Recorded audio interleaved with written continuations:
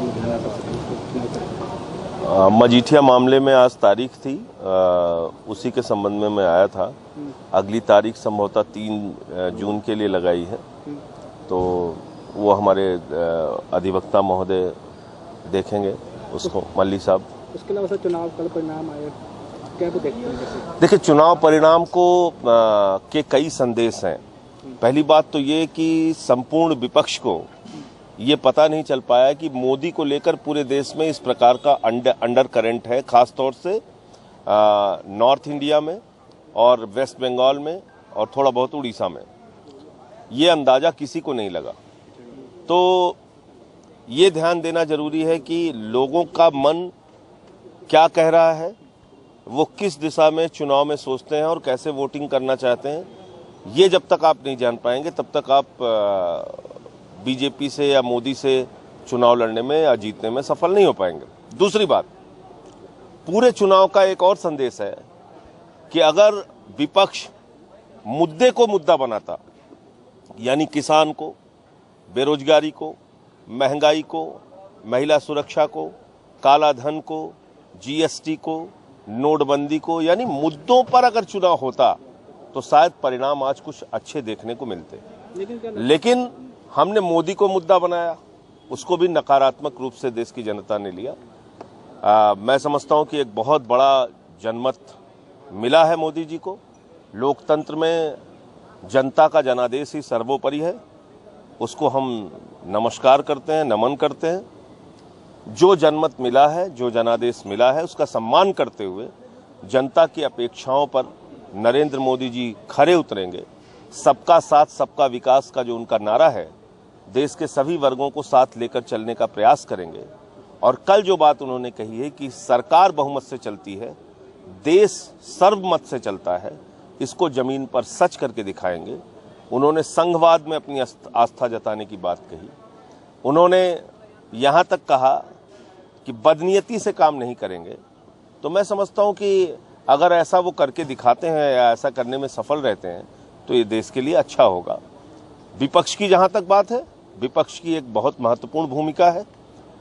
एक तरफ जहाँ एक सरकार है जो बड़ी जीत के साथ उसको बड़े मन से काम करने की जरूरत है, वहीं विपक्ष की ये जिम्मेदारी है कि जनता से किए गए वादों को अगर सरकार पूरा नहीं करती है तो उसको पूरा कराने के लिए काम करें, जनता के मुद्दे को उठाएं, जनता के मुद्दे को राजनीति के केंद्र में लेकर आएं और फिर चुनाव में जाएं। मोदी को मुद्दा बनाने के बजाय मुद्दे को मुद्दा बनाना चाहिए। लेकिन मोदी को मुद्दा बनाने की बात तो आप बोल रहे हैं, तीनों राज्यों में सिर्फ अकेली पंजाब में संगरूर में जीते भगवंत मान। आपको लगता है पंजाब में अगर कांग्रेस इतना अच्छा किया, 8 सीट लेगी, तो आप क्यों ले सके?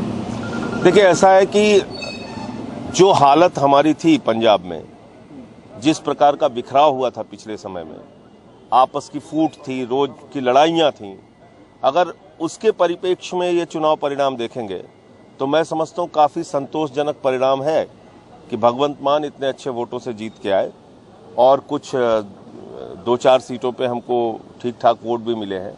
इतनी भी अपेक्षा लोगों को नहीं थी। अब यहाँ से आगे एक मजबूत संगठन बनाकर 2022 की तैयारी के लिए आम आदमी पार्टी को पंजाब में पूरी मेहनत के साथ जुट जाना चाहिए।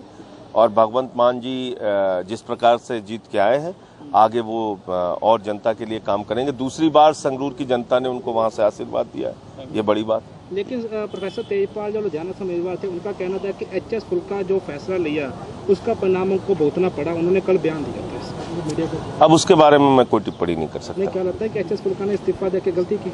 मैं कह रहा हूँ उसके बारे में मैं कोई टिप्पणी नहीं कर सकता। उन्होंने अपने निजी कारणों से या जो भी सोच के उन्होंने इस्तीफा दिया होगा वो तो वही बता सकते। खेहरा को क्या मानते हैं? खेहरा फैक्टर रहा एक आपके जो वोट बंट गए कुछ? नहीं, मैं वही तो कह रहा हूँ कि जिस प्रकार का बिखराव हुआ था, जिस तरह से पार्टी में टूट हुई थी, जिस तरह से लोग पार्टी में आपस में तालमेल की कमी थी, उसको देखते हुए परिणाम बहुत संतोषजनक अच्छे हैं।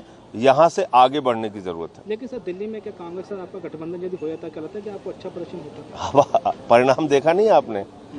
अगर कांग्रेस के साथ गठबंधन हो भी जाता तो चुनाव के परिणाम तो यही संकेत दे रहे हैं कि एक तरफा मोदी के नाम पे वोट पड़ा है वहाँ। लेकिन विपक्ष कैसी भूमिका रहेगी? विपक्ष हमको इतना विशाल मिल गया बहुमत, तो कैसी भूमिका? विपक्ष की और बड़ी भूमिका है। और अभी विधानसभा के चुनाव में आप दिल्ली में देखिएगा दिल्ली के विधानसभा के चुनाव में जनता का बड़ा जन समर्थन हमको मिलेगा। जिस प्रकार से 2015 में मिला था वैसा ही जनता का समर्थन मिलेगा। हमने दिल्ली के लोगों के लिए काम किया है। हो सकता है इसको राष्ट्रीय चुनाव के नाते वहां हमारी भूमिका लोगों ने कम देखा हो, लेकिन जो जनादेश है उसका हम सम्मान करते हैं। दिल्ली के लोगों का हम आभार व्यक्त करते हैं। आगे जो हमसे कमियां रही हैं उसकी समीक्षा करके हम आगे बढ़ेंगे। ईवीएम को लेकर विपक्षी पार्टियों ने सवाल उठाए थे, आपको क्या मानना है? देखिए, ईवीएम को लेकर अभी पूरी जानकारी सामने आई नहीं है। जब हर राज्य से जो 5-5 ईवीएम वीवीपैट की काउंटिंग हुई है उसके समाचार आ जाएंगे तभी कोई टिप्पणी करना ठीक होगा। तो पंजाब को लेकर क्या लगता है कि 2022 के लिए अगर भगवंत मान को चेहरा पेश करेंगे कि अभी की तैयारी करेंगे? वो तो अब हमारे जो प्रभारी जी हैं यहाँ के मनीष सिसोदिया जी और पूरी पार्टी एक साथ बैठेगी तो उस पर हम लोग चर्चा करेंगे। ठीक, धन्यवाद।